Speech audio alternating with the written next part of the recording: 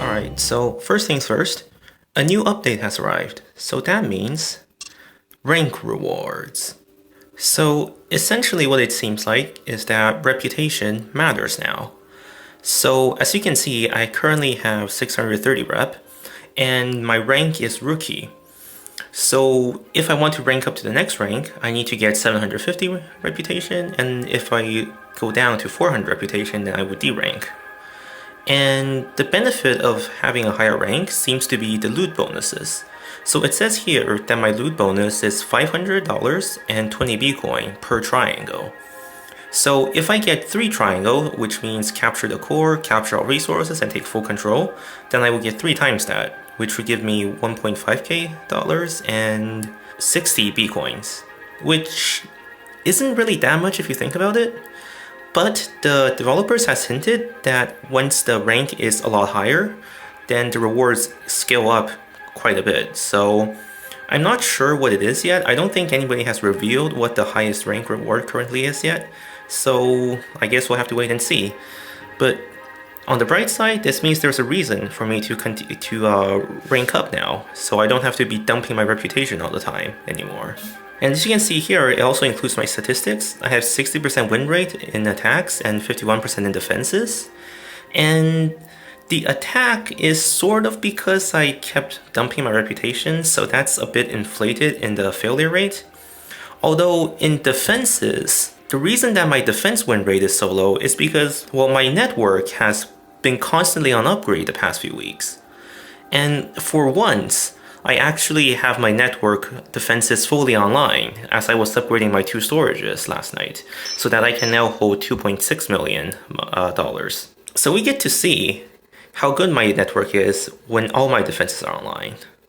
Starting from level 25 CyberBee was the first hack that happened on me once my defenses were fully on. And this person tries to use stealth. So this is the first stealth attack that I got on my network.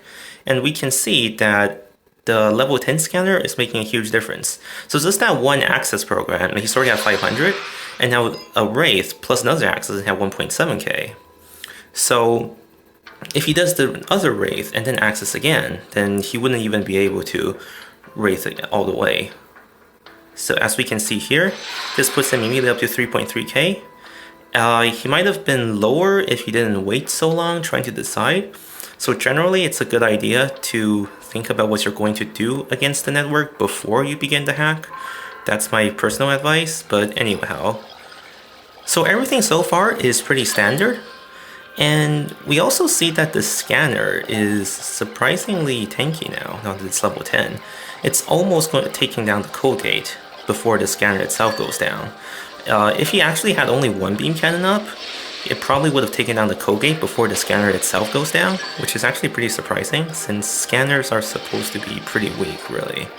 But then again, he is using level 6 beam cannon, and we see here that even though I am using a high level scanner, he still lost the node. And this is how I was saying earlier, well, a few videos ago, not earlier, that regardless of what level scanner I use, they're going to have to put down a protector anyway. And we see that he did, and he lost it, and it's done.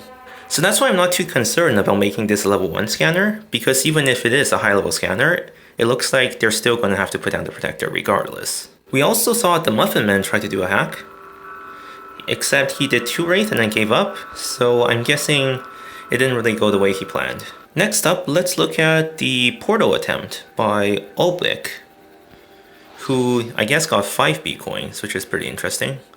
So this will see how strong the 6 stealth is against the portal attack, which I get every so often, which is actually pretty often every time my scanner goes down.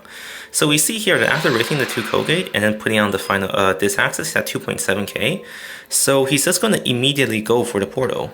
But even so, he still wasn't able to get the portal in. So this is actually exactly what we want, which means there's probably no way he's going to be able to portal into my network at all. Unless he portals maybe onto the code gate, but if you're going to do that, it's probably not really worth it, since you can pretty much just take down the code gate with beam cannons almost just as fast. And here we see that how I was saying that the scanner is actually so tanky that with one level 8 beam cannon, the Koge is actually taking more damage than the scanner is. He had to actually put down another beam cannon, which is kind of funny. And he actually almost lost that Koge. It's like 1 HP or something. So maybe I should eventually level my Kogate, since Kogates aren't supposed to be that squishy, but who knows. That's not a high priority right now. And we see here that he actually lost his protector, and then he had to put on another one immediately just to take down this first area. So he had to use 2 protectors here on the first scanner, and that's a level 4 protector. So now he has no more protector and 5 ice wall for the rest of the network. So he's already in quite a bit of trouble right from the get-go. He reaches here, and he tries to ice wall and shuriken onto my second choke point in order to bypass the core. But see, this is what I'm saying about the ice wall. As soon as the ice wall actually went down so fast that he wasn't able to apply the next one. And then the Bikoi mine became sort of a choke point that was a bit unintentional. So it actually went down as well before he got to put down another ice wall in there. So he just wasted, I think, 2 ice walls already. And he's still struggling with this 1 point. And I don't know why he put on the beam cannon earlier. I guess he was hoping that the beam cannon would target the Bikoi mine. But no, it's supposed to target the core. That's the way it's supposed to be. So he finally makes it onto here, but he's actually all out of ice walls now. So in his last-ditch effort to take down my resources, he puts on all 4 beam cannons, but it goes down before the shield on the turret is even depleted, and now he has no more ice walls and it's over. And finally, we did get a semi-successful attack by halchey, a level 31, who also used stealth, but he actually used 4 protectors, which is probably the main weakness of my network right now. If they just spam mass protectors, then it seems like they can take down my network a lot easier than people who could come in with only 1 or 2 protector and then never get to use them. And he got 211k, even though it seems like he could have got 618k, and he didn't get any of my B coins, so it's not a full-on hack, but he definitely made it pretty close, so that's pretty interesting to see what he did. And we see here that he's trying to do the thing I said, where he tries to access onto my Sentry to disable it, but he wasn't able to make it, and so that shows that my calculations were correct, and I'm pretty safe against stealth attack at this point. So here, he goes in with the protector on the first choke point, followed by a blaster, which is pretty much what I do against every choke point so far I've seen. And that seems to be the bread and butter way to go about dealing with choke points. Although one thing that I don't like is that I'm not sure why my black ice ended up targeting the turret instead. It's supposed to have finished off the scanner, and instead it switched target to the turret. And I don't think I connected it like that, so I'm not actually sure why that happened. And I think that kind of screwed me over a bit, since if it finished off the turret, then he would have lost the blaster, and then it would have made his job a lot harder. So that was definitely something that shouldn't have happened. So now he gets onto this choke point, and he puts on another protector, which is also exactly what I would do. But he only has the beam cannons now, so he's going to waste a lot of time here, since the beam cannon isn't as good in terms of, I guess I should call it damage per second per space, per program slot. Because a blaster with 2 blasters does a lot more damage than 2 beam cannons. So this will take him more time compared to one of the guys who hacked me a few videos ago, where he just massed blasters and took this down a lot quicker. And we see that the protector is actually pretty strong. So the antivirus was hitting this Sentry, or not Sentry, scanner the whole time, and it just wasn't going down. He has a level 5 protector, so that's pretty good, but protector is definitely a pretty big issue. And we see that this point is actually quite strong. Like, I didn't even intend for it to be that strong, but he had to put down a nice wall there.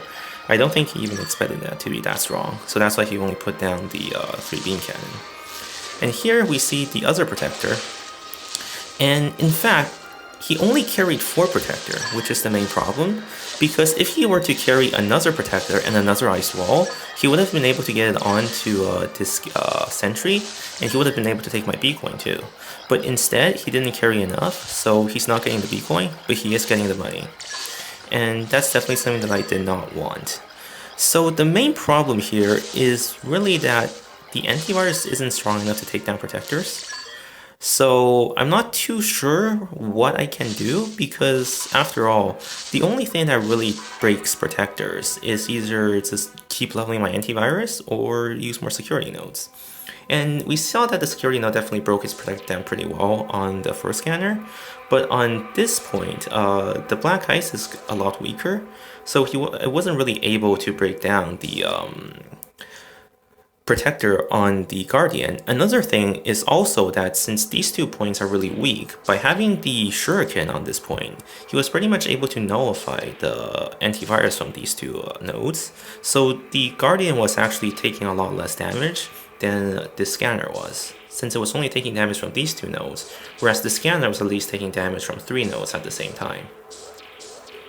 Now the thing is, I don't want to level my Black Ice and turret so much though. I think focusing on the Sentry is really the way to go, simply because the endgame antivirus is just so strong, and there are a lot more opportunity to make choke points with antiviruses than there are opportunities to make choke points with security nodes, because you only get so many security nodes, which is the main thing that I'm going for right now. So he did run out of time, so it might be worth it for me to upgrade this Guardian more, because then he wouldn't have gotten through the core as fast. Although I definitely want to upgrade the core first. I think the Guardian isn't as high of a priority, simply because upgrading the core a few more times will unlock more code gates, which will be equally valuable, if not more valuable, than having a higher level Guardian here. So now that my defenses have been online for a while, it's time to put them offline again. So I'm gonna upgrade the Sentry to level 12 next, and I need 2.5 mil. So that's gonna be one more hack, and then Sentry offline once again. And it seems like the level 35 Mike 2947 has just as much money as I need. Let's take a look. He is pretty high level, but doesn't look like he is doing too well in terms of defenses. His defenses are actually pretty low level, simply because he has so much farms going on, so it shouldn't be too challenging in fact. I'm not even sure why he has a Sentry here. That seems like kind of useless.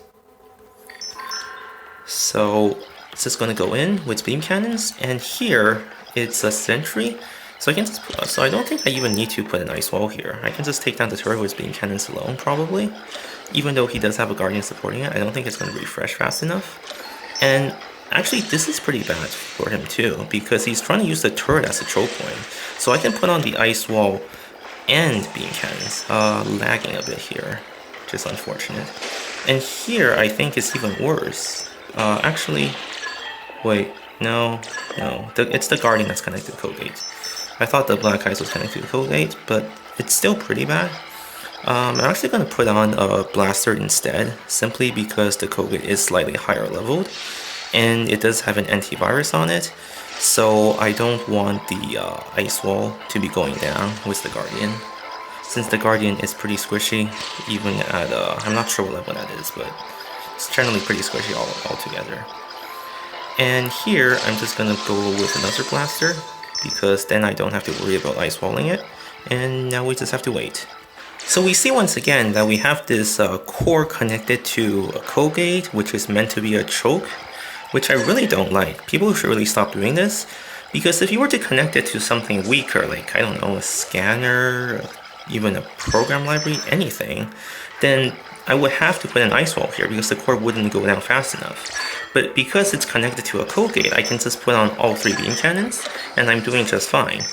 And then he also tries to use the core as a choke point, which is a futile effort because the core is pretty much never going down.